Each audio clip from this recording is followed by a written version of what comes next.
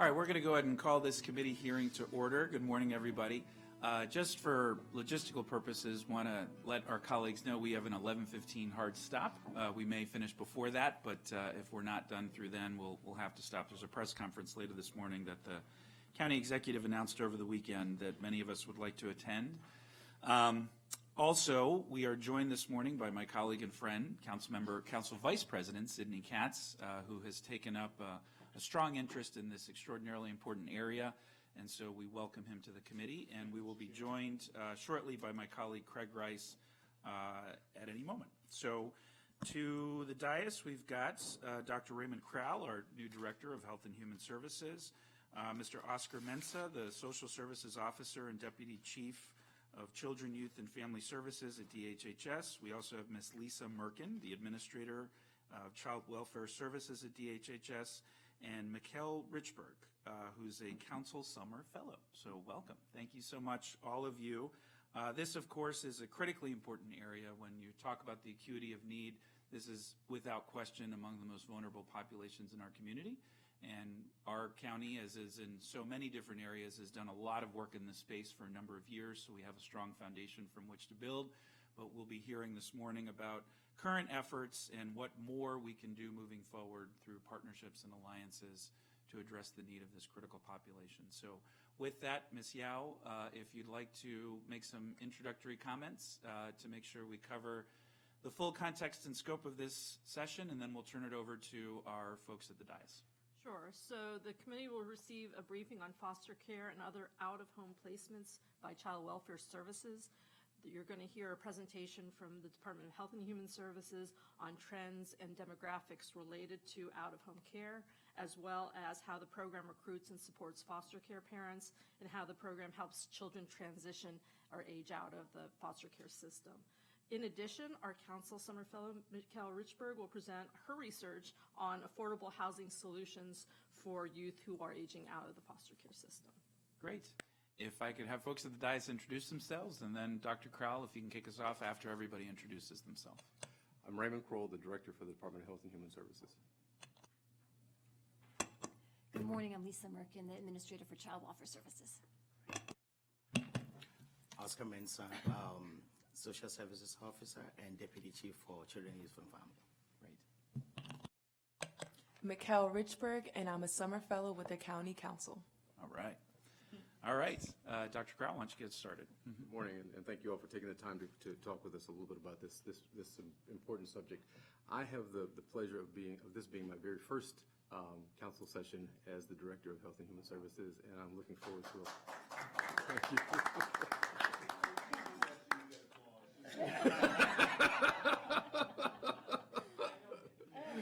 The answer is yes. All right, guilty as charged. I'm looking forward to a lot more of those, and I will hope the applause will continue to come in the future.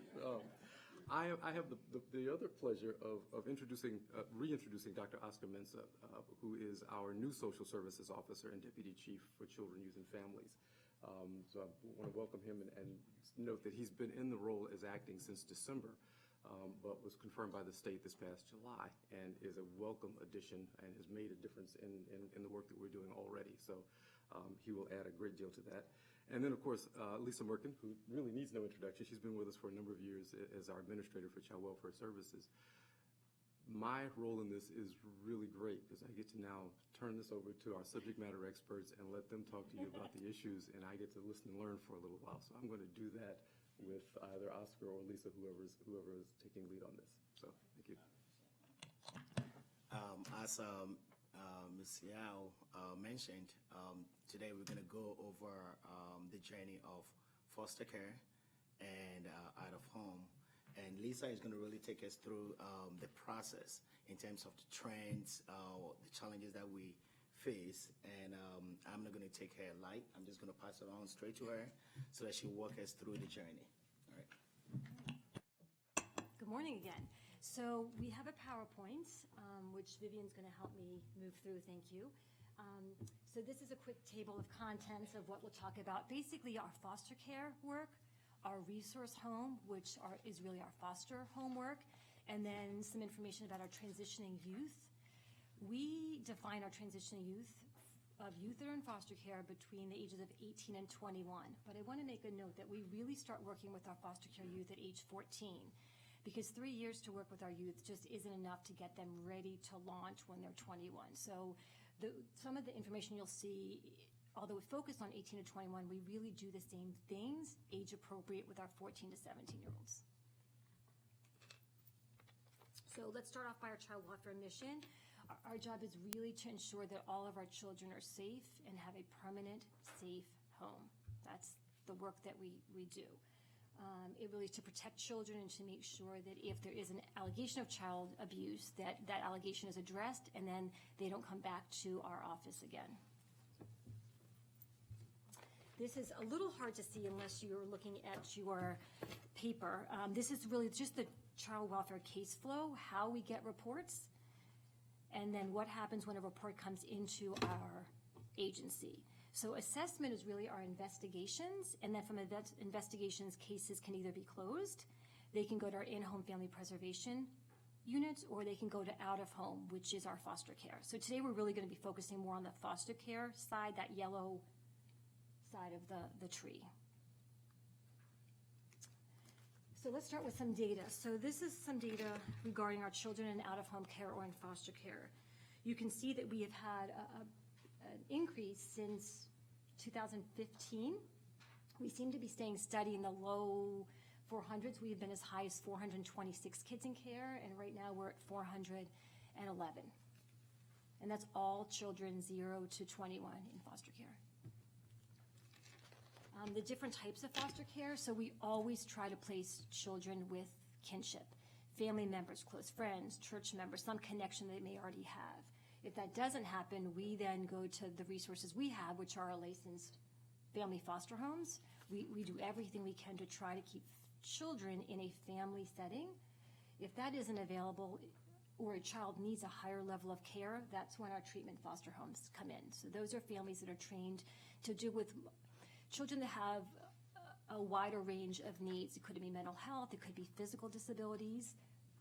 And then from there, we would look at either evaluation units or residential treatment centers. There's some kids that we see that we're really not sure what's going on, so we would want to have them evaluated to make the best determination of what the right placement is.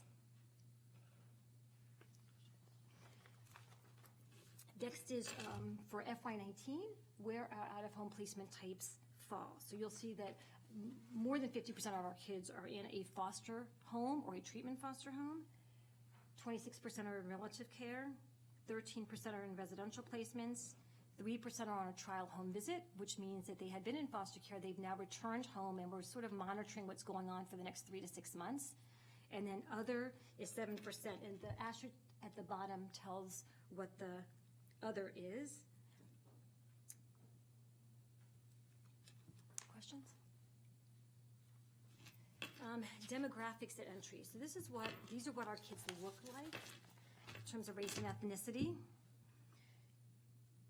These are not necessarily mutually exclusive.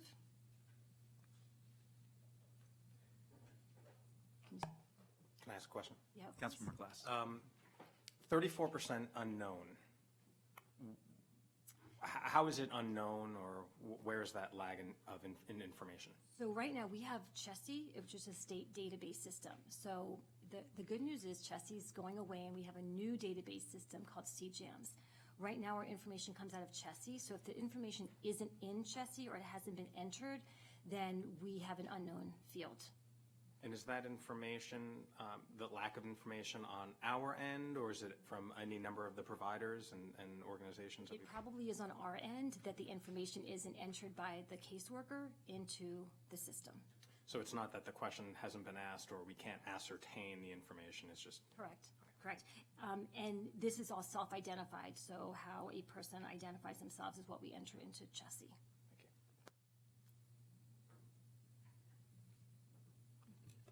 You'll also see, interestingly, always interesting to me, is the gender breakdown of who's in foster care. So 63% female, 37% male. And it's been like that for probably at least the last 3 years. Interesting in and of itself.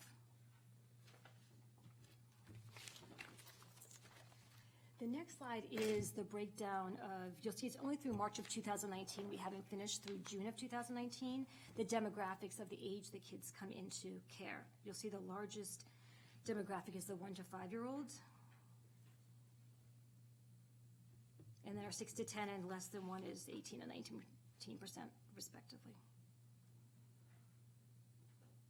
Which is a little different than, I would say, 7 or 8 years ago, where we saw more kids coming into care in the 14 to 17-year-old range. So this is a slide that I think we shared at the last committee meeting as well, of reasons of why kids would come into care.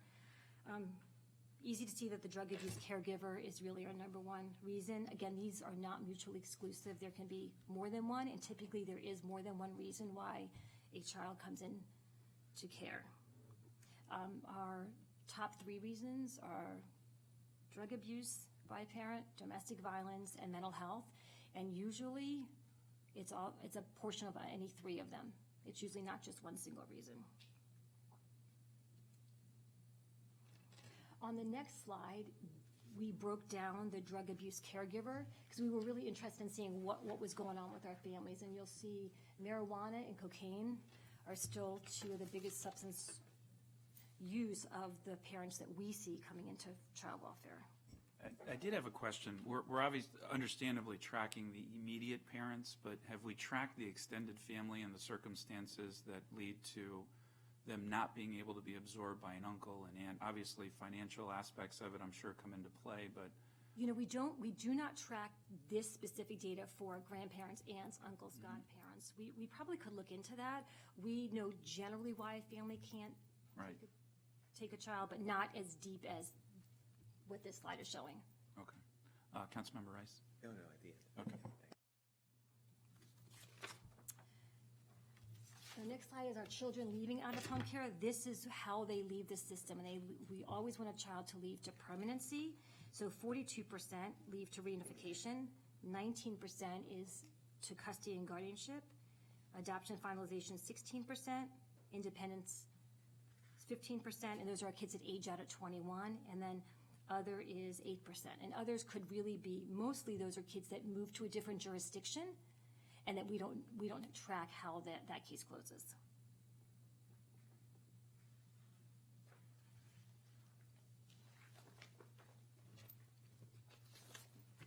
So moving on to a little bit of the more clinical side of how we make these decisions about what happens when kids come into foster care or hopefully not come into foster care, we do a practice model called, God bless you, family involvement meetings, FIMs. And these are state-mandated triggers of when we must do an FIM.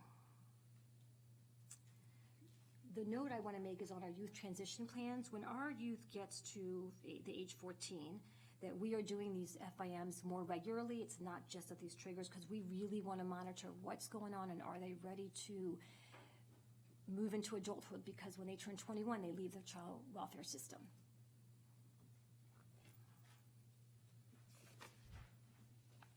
The next slide is the data on the number of family involvement meetings that we've had over the last 3 years.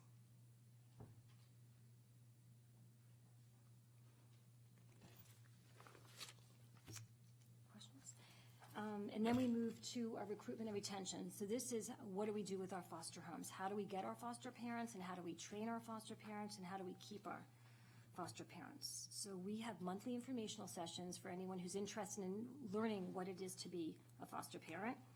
We do multiple recruitment events throughout the county. We really have expanded out. We used to do a lot of them in Rockville, and we realized expanding out really gets us a wider range of people just to learn about what it's like to be a foster parent.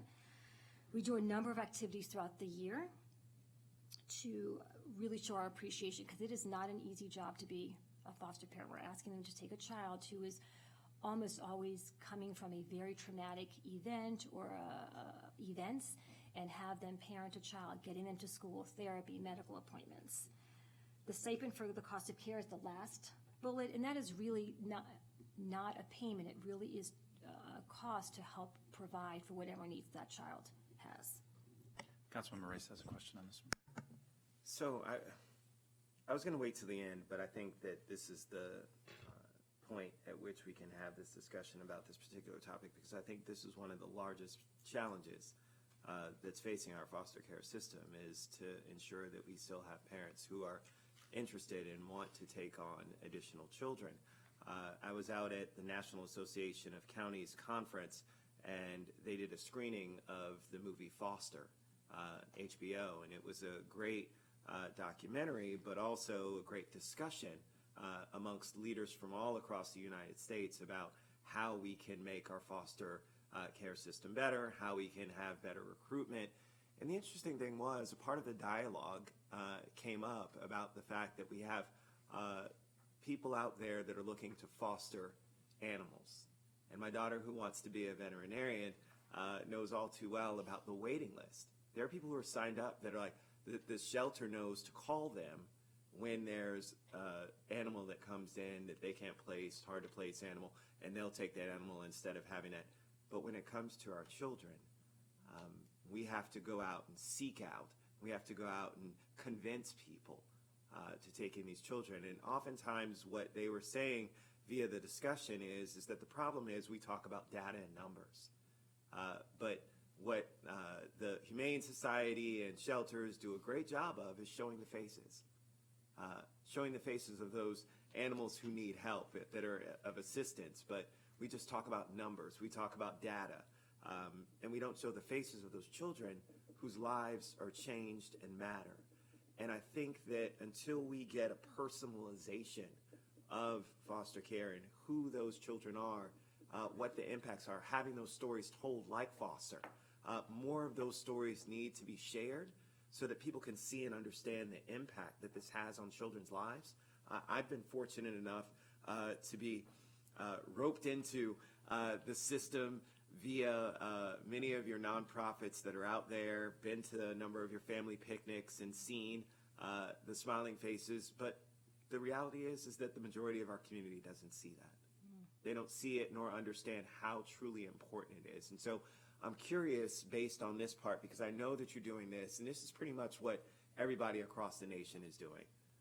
But what else are we thinking about doing in terms of ways to increase that awareness and visibility of those children that continue to look for either temporary, safe, or future safe forever homes?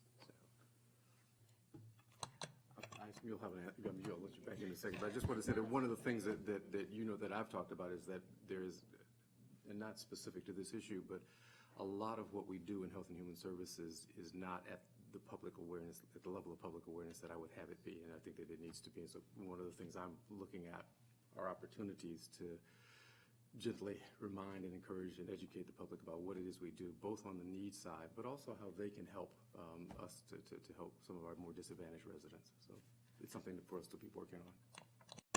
And I would say that one of the things that we will work to continue to do is get out there in the community, be it community-based events, whether it's picnics or parades, because the more we get out there, the more we can let people know what is foster care. I think people are afraid of it because you don't know what it is. And, unfortunately, the media doesn't always shed the most positive light on what foster care is. So part of our journey is really educating and re-educating people to really what foster care is.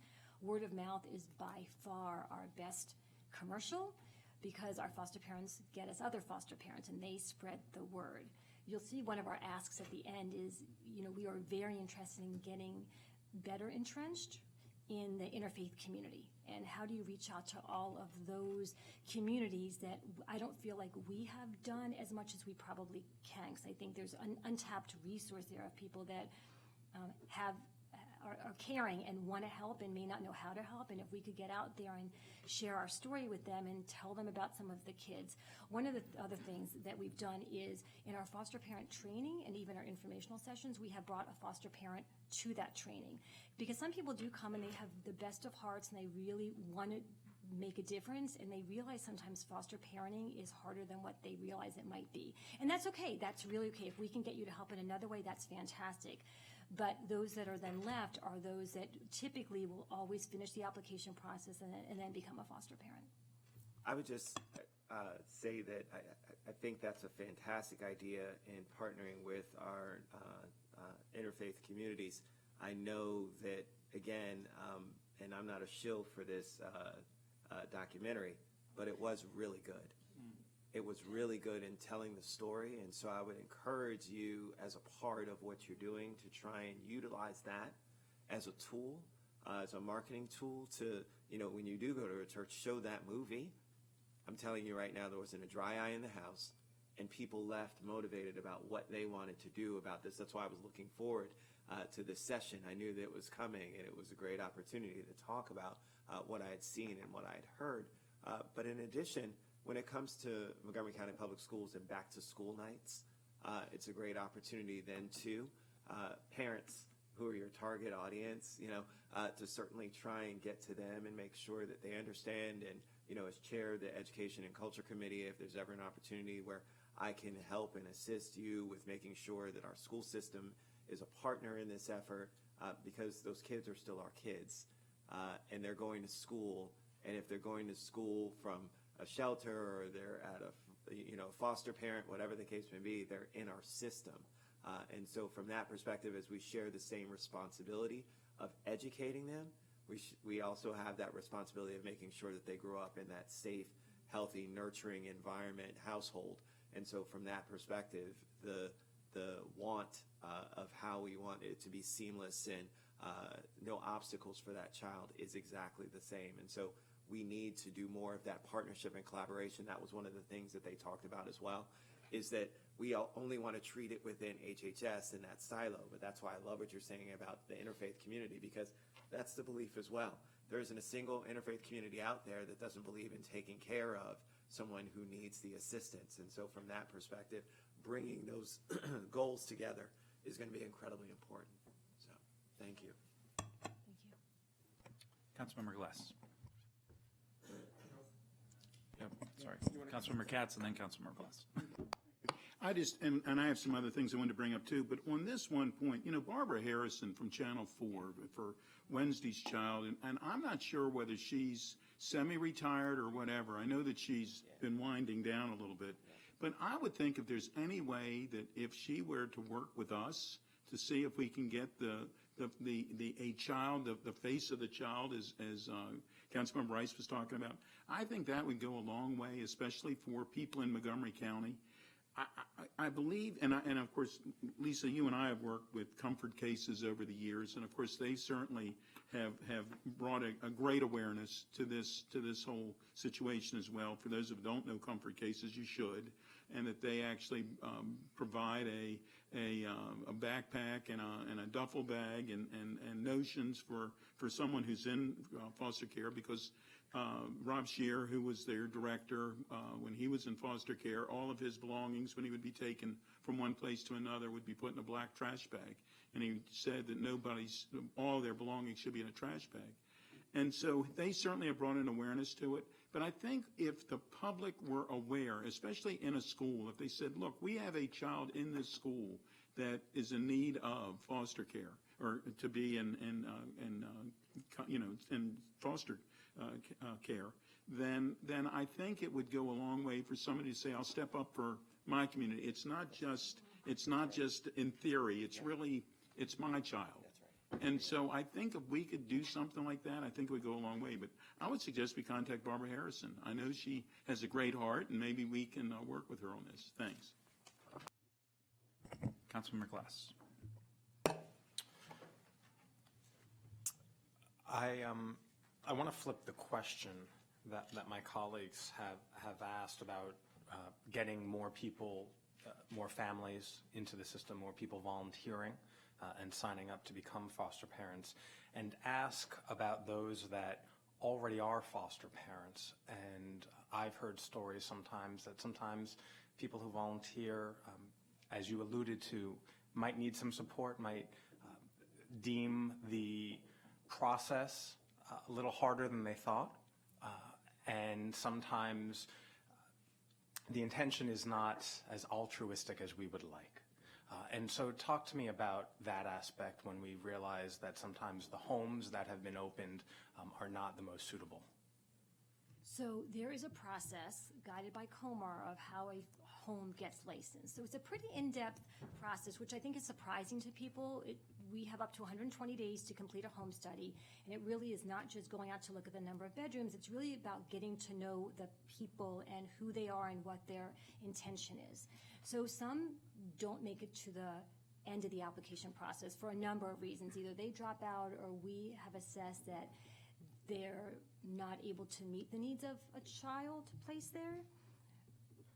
Once a family gets licensed, then there are ongoing ways that we support that family. There is a foster parent association. There are support groups. We do training for them on a whole bunch of different kinds of topics.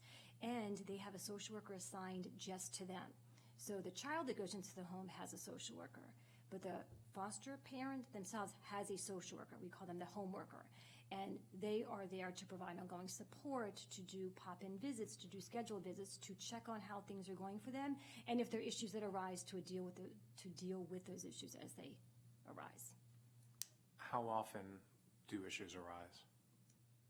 It's a pretty broad question. Well, to the point where the home is not suitable. So how many homes do we close? Let me answer it this way. Is that a foster home typically closes because the child becomes a permanent member of their family. So that's a good thing. We want them to adopt. We want them to get custody and guardianship.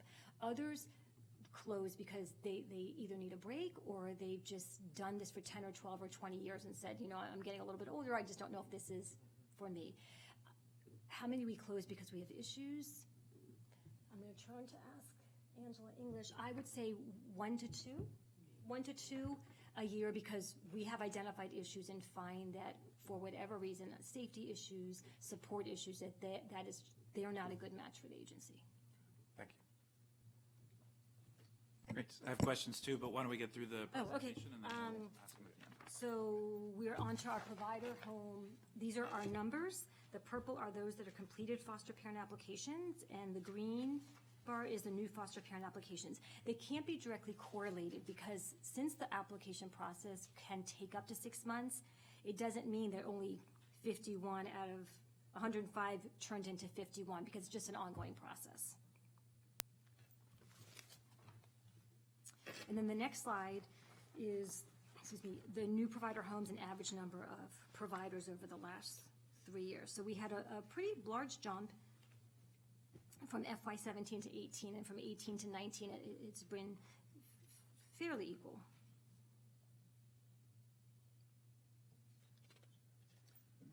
Now, how does this relate to our actual number of youth? Do we have that number? Did I miss that one? So we have 411 youth in foster care. For the first time in 3 years, we have had more children leaving foster care than coming in, which is a great thing. We always want to have more exits than entries. The state as a whole is really struggling with the trend being over the last 18 months, more kids coming into foster care without as many leaving. So we had 203 exits in FY19 and only 193 entries. So if I'm looking at your slide that had children in out-of-home care, and that's where you got that's the 411, right?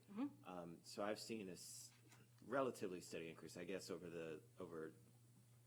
18 to 19, it's kind of leveled off, basically. But when I look at the number of, so the provider homes have stayed, so it's the same. They've about stayed stagnant. So we've seen a ramp up in terms of between 17 and 18, there was a significant ramp up, not only in the number of children who needed placement, but also the number of parents. Do you know what you did in those instances, or was it just need? I mean, because something like that is something to look at to say, hey, wait a minute, if we want to ramp up again, what did we do then? How were we so successful? That was the change of, we have 2 foster parent recruiters who are fabulous, and they are the ones that are sort of hitting the street, going to public, whether it be libraries or community events, to get the word out there about the need for providers.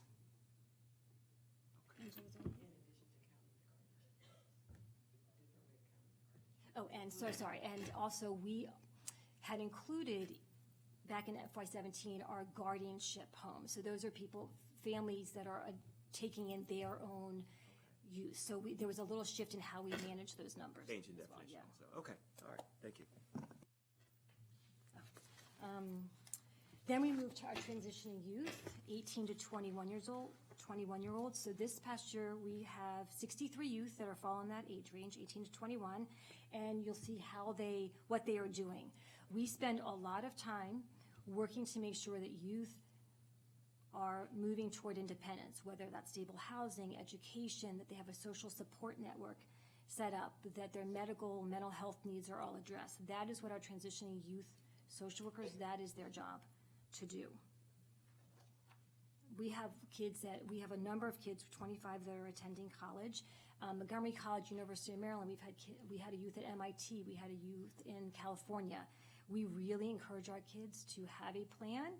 College isn't for everyone. Maybe it's vocational schooling, maybe it's some other kind of trade, but to have something that can help them toward their independence post-21. You'll see the next slide is really what the state calls our Ready by 21 goals. So these are the areas that we work with all of our youth, 14 to 21, but a specific emphasis of 18 to 21-year-olds. That we want to ensure that when they age out at their 21st birthday, that they have a plan in each of these areas.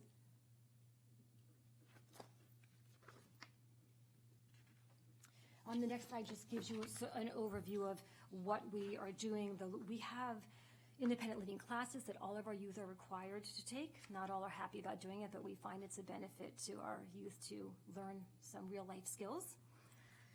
We, in the last year and a half, have developed what's called a Transitioning Youth Learning Collaborative, and it's where we have brought all of our community members, anyone who's dealing with our older youth population, around the table to say, what do we do? How do we build a plan for each youth that's specific to their needs? So whether it's Montgomery College, whether it's the mental health field, whether it's people that can give our youth an internship, they come around the table to say, how can we sort of build a village for each of our youth?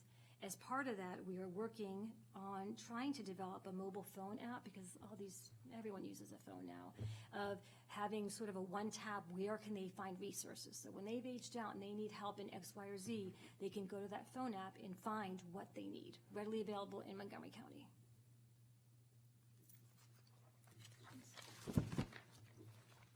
And the last slide is really sort of what our asks would be. One, as we've spoken about, is reaching out to the interfaith community for increases in homes.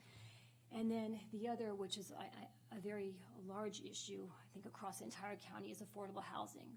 What happens with our youth that are still working part-time, going to school? How do they find and keep affordable housing in Montgomery County? We have worked with HOC, and we have FUP grants now that we had 18 given to the department, and 5 of those are going to our aging out youth, which has been fabulous, because that also comes with 18 months of case management services, which is always a benefit to our youth. Questions? Great. Go ahead, Mikkel. Good morning, everyone. So I first would like to thank Lisa Merkin and Vivian Yao for their support throughout this program, and just identifying one area that we find that youth transitioning out of foster care face, which is affordable housing solutions. So youth who age out of foster care face a variety of challenges during the transition to adulthood, one being housing instability. Once they leave the system, they make the abrupt transition to living independently without financial support. As a result, many of those who age out of foster care find themselves homeless or precariously housed. The Homeless During Transition to Adulthood report found that youth aging out of foster care are at a high risk for becoming homeless during their transition to adulthood, with more than 1 in 5 becoming homeless after age 18. In Montgomery County, in FY19, there were 193 youth entries into foster care and 203 departures. Some programs that Montgomery County has to provide services for youth transitioning out of the system include For Montgomery Kids, which covers security deposits and furniture costs, the Housing Opportunities Commission of Montgomery County, which is supported by the Family Unification Program, which provides rental assistance to families at risk. And we have 4 youth that qualified for this program, and they were issued FUP certificates. The Ready by 21 program provides older youth financial support, including first month's rent, security deposits, and renters insurance. The Chafee funds help support this work, as well as the Transitioning Youth Learning Collaborative, which is developed with the assistance of the Casey Family Programs that brings a large number of professionals together monthly to collaborate on the needs of youth. Other jurisdictions have transitional housing programs, which include, in Kansas, they have a program called Youth Thrive, which provides affordable housing and independent living placements for youth transitioning out of foster care. In California, they have the Transitional Housing Placement Program, which provides subsidized housing on a sliding scale for up to 36 months from age 18 to 24, while investing in educational advocacy and support. In New York City, the New York City's Administration for Children's Services, City University of New York, and New York Foundling have created the Dorm Project. This program provides year-round housing with additional academic, financial, social, and emotional support to any current or former youth ages 17 to 24 that are attending any City of University New York institution. In Washington, D.C., the Elizabeth Ministry is contracted by D.C.'s Child and Welfare Services and provides housing for mothers that are in the process of transitioning out of foster care. And in Illinois, the Youth Housing Assistance Program provides a partial housing stipend for housing and housing-related expenses. Other programs include intergenerational housing models. So this is bridging the gap between the elderly generation as well as the young generation. Oftentimes, foster care youth can help the elders with performing daily tasks, as well as the elders can help the foster care youth with community service initiatives, but also providing that guidance and support that they may not receive. And so in Washington, D.C., there is the Mikasa Genesis program. In Florida, there's the New Life Village program, which supports transitioning youth by providing rich market housing to foster, adoptive, and kinship families of children. In Washington State, there's the Bridge Meadows program, which builds intentional intergenerational living communities that bring youth formerly in foster care, their families and elders together. And there's also the Treehouse community, which is which is separate from the Montgomery County Treehouse Child House Advocacy Center, which is an intergenerational neighborhood designed to support families who are fostering and adopting children from the public foster care system.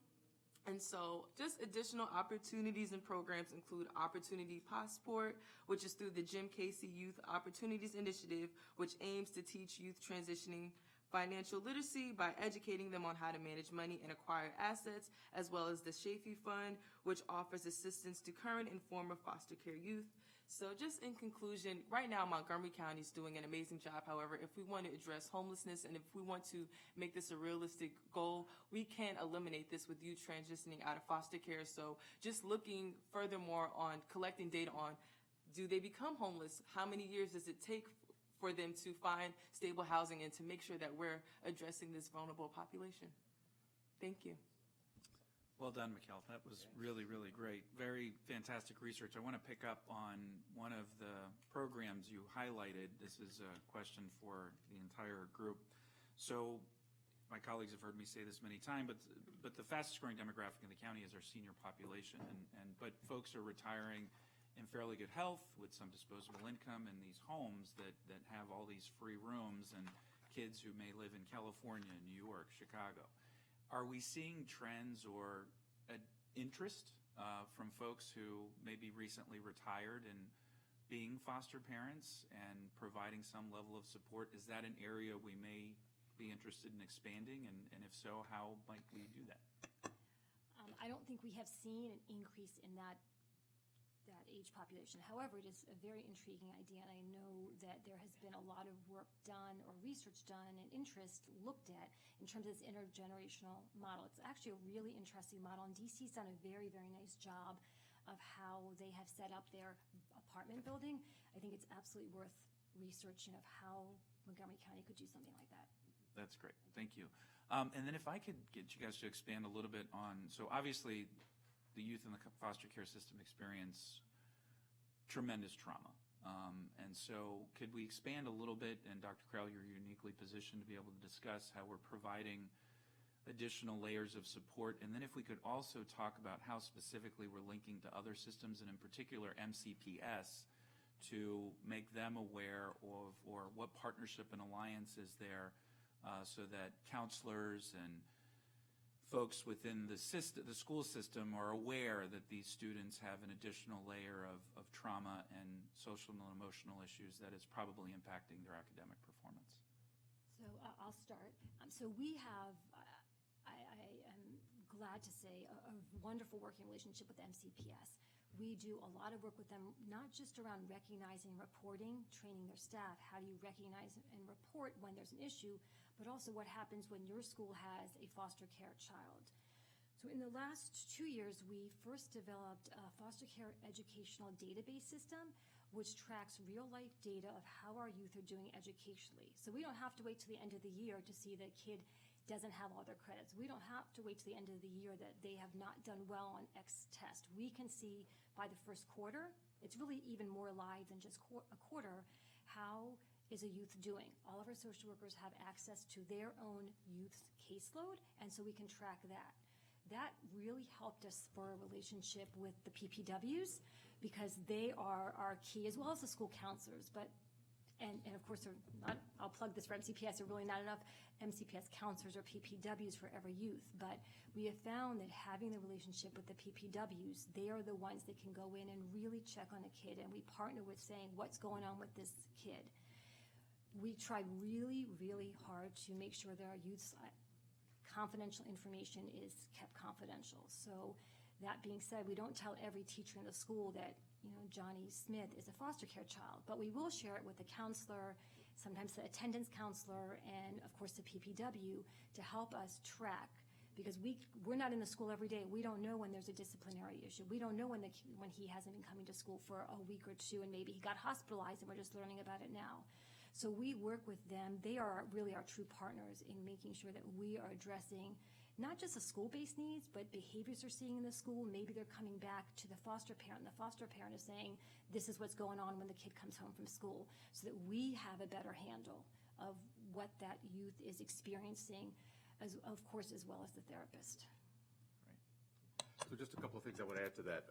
One is that we've had a home-based mental health services program for my entire time here in Montgomery County, and preceding my time here, actually, that works specifically with children in foster care and the foster parents who are in foster care, trying to meet the goals of reunification for where possible, but also trying to make sure that the foster care family understands the level of trauma that the child is experiencing and tries to mediate any kinds of issues that arise so that they can have a stable placement and deal with the emotional issues of being separated from family, whatever those might be, including psychiatric consultation is needed from within the department. We have periodically, and I think we probably need to continue to do more of this, done trauma training across our system, both internally with our staff in HHS, but also with our fellow partners and providers in the county, to try to make them more aware of the level of trauma that children in general, but children in foster care can end up facing when they're separated from their families for whatever reason. I also know that at least in one school this year, MCPS has initiated a Handle with Care program, which is a way of protecting privacy of a child who has encountered protective services or had a traumatic event in front of them. But it's simply a message to the school system, to the school in particular, handle with care. This is a child who's had a traumatic thing happen to them in their lives, so that the school knows to expect that a child might not be up to par in terms of learning and behavior and awareness in school. So that's just a piece of that. I'm hoping that that's a model we'll be able to expand in collaboration with the school system going forward. And then siblings. So how many of the 400 or so cases are we seeing now are siblings, or how are we doing in terms of placements to try and keep those siblings together as units? While I don't have numbers of sibling groups today as part of that 411, we do see sibling groups coming in to care. It's one of the struggles that we have and challenges with finding a foster home that can take sibling groups, because our priority would always be to keep those siblings together. Not always possible when you have a sibling group of 8 or 10, and we do see families that have 8 or 10 kids that are coming into foster care. Not our norm, we never like to see that, but we do have that. One of our recruitment pieces for our foster homes is who might be able, because they have a room in their house or they have the time to take a large sibling group. We recognize that is one of our asks when we do recruitment. It's sibling groups, even 3 or 4 kids at once is a lot to ask a foster family to take on, as well as, of course, looking at recruitment for our adolescents, because teenagers come with their own challenges, and kids that are coming from a trauma-based experience and an adolescent can be that much more challenging. Great. Councilmember Katz, some questions. Thank you very much, Mr. Chair, and thank you and the committee for allowing me to sit in today. You know, one of my great concerns is that what happens to the child once they are transitioned out. And I guess we pay a stipend up until the age of 21 if they're living. Is that the way it works? So some of our youth have a semi-independent living arrangement, a SELA for short, and that is a stipend to help with their living cost until they're 21, but you are correct, at 21 that stipend ends. And I saw on slide 18 that there's 25 attending college and 25 still in high school. So the majority of the 63 youth are still in some sort of educational opportunity, which is obviously a way for them to have a better life. But and Lisa, you and I have talked about this before. You know, there are models across the United States where, and I think one of them was in Philadelphia, or is in Philadelphia, where they have a coffee house where they hire people, I don't know only from who are coming out of foster care, but certainly a majority of the people who are coming out of foster care, so that they can have a job and continue their education. They don't have the same necessary support groups that many of us, all of us, had. And so it's something that I think we should look into. I don't know how difficult it is to get a nonprofit to work with us to figure out a way that we can make certain that young person who is coming out of foster care actually has some sort of group help that support help that they don't necessarily have. And when you look at how many people are homeless and all of those sorts of things, that has to be part of it. So, and then to Ms. Richburg's suggestion about the database, which is a great one, I know that Fed and HHS, I guess, had a committee meeting and talked about the integrated data management. And if that could be part of that, I think that would make a lot of sense, that there really should be a comprehensive picture so that we know. You can't solve something until you know the something that you need to solve. We know that we need to solve it. And so I think that might be a great help as well. But I think we need to combine all of what we're trying to do. And we're doing a lot of good things. It's just that we're not doing as much as all of us would like to do, but we're doing a lot of good things. I think we need to combine it as best we can to get that person who has had this difficulty in their life, a family, to get them to the next level. So I think we need to continue to work together, and I applaud you all. And I certainly applaud you as well for everything that you've suggested today. But we just need to continue the journey. Thanks. Can I make one comment? So we just started for our youth that age out in January, because we really didn't, I agree with you, have good data on what happens when our youth age out. So we just started a post-survey looking at 6 months, 12 months, 18 months, because we really don't know where are the most supports needed. So I would agree, and although those numbers won't be big in a year, if we have 1 to 2 youth that age out over a year, about a month, we'll have 24 at the end of a year. So we'll have some data to help us understand where the priorities are needed when they age out. Councilmember Glass. Good, thorough conversation. I have a series of questions, and so I'll go back to the slides. On slide 10, reasons and factors at entry. I was going to ask this question during the conversation, but it was brought back up towards the end. Inadequate housing, 49 instances. Is the factor for entry regarding inadequate housing. Is that experiencing homelessness or disruptive home, or elaborate a little bit on that? That actually could be any of what you just mentioned. Inadequate housing or homelessness is never a reason to bring children into care. That's not neglect, but it is oftentimes a factor that we find that when there's drug abuse or domestic violence, it could be a mom is relying on the male caregiver, and when she needs to leave to go to a shelter, her housing becomes inadequate for the long term. So it covers all of those kinds of scenarios. Okay. I recently had a neighbor who came to my house at about 9 o'clock at night and said that the friend of their child at a high school, my cluster, my home cluster, the housing was inadequate, and this mother inquired about foster care to try and get the child out. And upon me doing some due diligence and speaking, learned the fact that you just stated, that inadequate housing, the structure itself, is not reason enough to have a child taken from that home. And now we're working with that family to try and provide other support systems for the child, for the friend's child at school. But thank you for elaborating on that. Slide 11, reasons and factors for entry.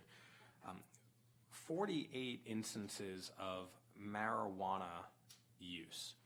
Is that because, well, I won't give the reason. Can you explain that a little bit? So again, these are not mutually exclusive. So marijuana use in and of itself would not be a reason for a child to come into foster care. Typically what we see is marijuana is being used in conjunction with any or all of the others. So when they get tested, they may be testing positive for benzos, cocaine, and marijuana. So that's how that gets listed on there. Drug use in and of itself isn't a reason for foster care entry either. It would be drug use and the inability to provide a safe, caring environment for your child. So I just want to make the No, and I think it's an important one as we have this conversation within this state and nationally about the role of marijuana within our society. Just wanted to understand better that it was not exclusive dependence or addiction to marijuana, but the use of marijuana was in the mix of bigger things. Correct. You're correct. Cool. You had said at the onset that there are approximately 400 children who are in the system. Do we have adequate staffing to support those 400 children? So we have a large department, and our staffing covers, luckily, we're lucky to have all licensed social workers that are doing our case management.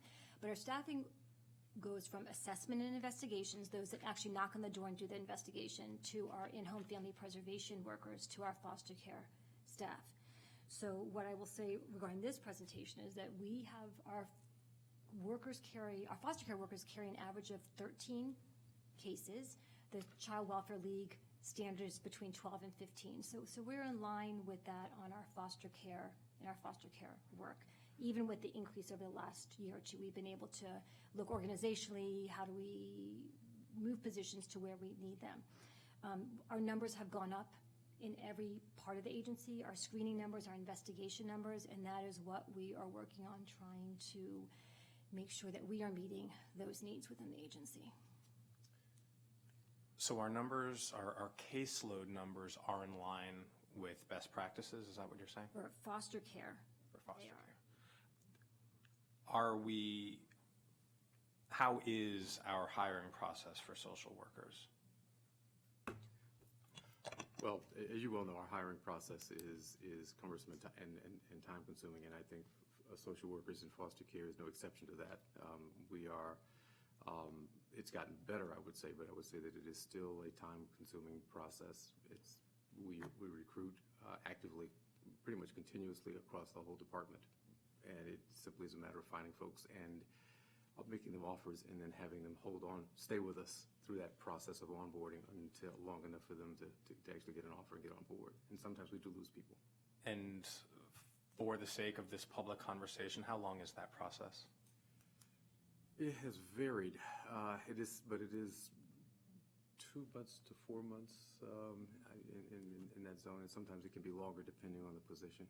Yeah, I've heard it can be longer, and I'm in the last 7-8 months have met a number of individuals who have worked as social workers in the foster care system who have left and had looked for other opportunities, and within the private nonprofit sector had very quick turnaround times, ended up leaving for those opportunities just because the HR processes. And I know tomorrow the full council will have a larger discussion about the county executive's new appointee for the Director of Human Resources, Office of Human Resources, and not presuming how that discussion will go, but whomever fills that position, I would encourage you to share some strategies for streamlining this system because it's really important. I will say that I do know that it is very much on the CAO's and the CE's priority list of things to take care of, and certainly we'll be happy to share strategies that we think might help us. And while, glad to hear that, and while the hiring processes can be streamlined, there is also, I think, a case to be made for better support for our staff, because I know some just get burned out, or let me rephrase that, a lot get burned out. And so it's not only the HR processes that lead them to leave, but also just feeling overburdened. And it's interesting to hear that our case workload is in line of best practices, but the quality, the intensity of that work is emotionally draining. Is there anything that we can do to help our frontline foster care workers? Well, Lisa may have some specific thoughts about that, but I will tell you that my experience over many years in working with foster folks, with foster children in foster care, is that it is very intense work, and it is very traumatizing for everybody involved, the child, certainly the family, but also you see things over time that are hard to escape and hard to deal with. So it is not a long-term model. I think there are a number of folks who are just really good at it and can manage that emotional space and can stay at it for a long time. I think it is one of those areas where we would expect that there'd be some turnover. I think knowing that and being aware of it and doing debriefing with staff and offering supports within our department to staff when they've seen some things that are just above the pale is one of the things that we do. And I think there are probably some other things as well. I would echo what Dr. Kyle just said, as well as we as a department have 2 people that we work with out in the community that we will often refer staff to or have them contact staff around a debriefing or when they're feeling burnt out, or to really help them through whatever that episode is. It is exhausting work. It is tiring work. It is sad work. We have a lot of great stories as well. You just hope that the great stories outweigh the sad stories. But I do think the average burnout for a CPS worker is 3 to 5 years. And I think if we have to own that the work is hard, and it's not bad when someone says it's just, I can't do this anymore because it's so exhausting, and help them figure out what their next steps are. And we have some that have been in the agency for 20 years, but I think it's a very individual choice, and the caseloads are hard. Our families that we're seeing in the last 3 or 4 years are that much more complicated and tiring, and it's just not for everyone for the long term. Yeah. But we do really try to support our staff. Our supervisors are wonderful. Our managers are wonderful. We do try to encourage people to take their leave and to take a break when they need to take that break. It would be good to know that if there are other jurisdictions or again, best practices from some of the associations as how to provide, for lack of a better term, respite care for some of our workers. I think that would be in order, to figure that out. Last question I have. Regarding more and more youth who are coming out as LGBTQ at younger and younger ages, wondering how this, if it is a factor in some of the placement, some foster care parents maybe not being as accepting or not as understanding, and how this is unfolding in the community. So we do offer specific training around the youth that are coming in, as well as some of our foster families that want to and are open to taking youth that are questioning, they may have already identified, And we don't see a huge number, but I suspect that we will continue to see a rising number. We have also partnered with the LA Rise program out in California, and we have sent 4 staff out there to train, is a train-the-trainer model, to come back to work specifically with our staff as well as our foster homes around issues, challenges in that particular community. Great. Thank you. Thank you. Appreciate the thoughtful questions and conversation from my colleagues. I just had a few more questions. So, to Councilmember Rice's point earlier with regards to marketing and outreach, and I would assume you don't have a marketing budget. I would assume that you don't have anybody specifically trained in that area from your team, or do you, in terms of how to get the word out, both creatively and in today's very complex and difficult world? You're correct. We do have 2 recruiters that go out to do the recruiting, but they're social workers. They are not marketing, so we rely on our public information officer to help us get that word out. And you're right that we do not have money in our budget for marketing. Okay. That's something we may want to explore moving forward, because I do think there's an opportunity there. Connecting a couple of dots, there are some emerging demographics. The seniors who are baby boomers who are recently retired and may have the interest, and then connecting more definitively to our faith-based community and sector, I think also will pay some pretty huge dividends with the proper marketing and PR. Are we starting to see any trends in terms of language access or barriers there? With obviously a huge rise in the number of families that have come in the last 10 years, many of which have children who are United States citizens, but parents may not be. Are we seeing any trends in that specific area? We are seeing some trends, more so with the youth that come into foster care that only speak Spanish. That we've seen, I want to say 7 or 8, where we have needed to hire a translator and interpreter to work with them while they're in more so the group homes. We do have a number of Spanish-speaking foster homes. We will always look to recruit to increase that number, because we do believe that will continue to increase. So 8 isn't a lot, but in the next year, if we had another 8, then we'll have 16. So we need to be paying attention to that. Got it. There's also probably some low-hanging fruit that, just thinking creatively, we might be able to help assist. So, for example, I know we've been intentional partnering with the Recreation Department to offer summer camp options and other after-school options at no charge to the families who may be in this type of situation. I think anything we can do to make it easier, obviously, for the social and emotional well-being of the children, of the foster parents themselves, but relieve some of that financial burden that is inevitably there. So I would just obviously encourage us to look through sister partnerships with county agencies, but also I think our private sector could have a role to play here that's a little bit more defined and more specific. So as we conduct our outreach, one of the cool things about this new gig is that you get to cross over into a lot of different areas, and so you've got champions in all 9 of us, but having heard this in the first person, having seen the movie, which I really want to see, I think we want to be advocates as well and help you guys connect as many dots as we can help connect.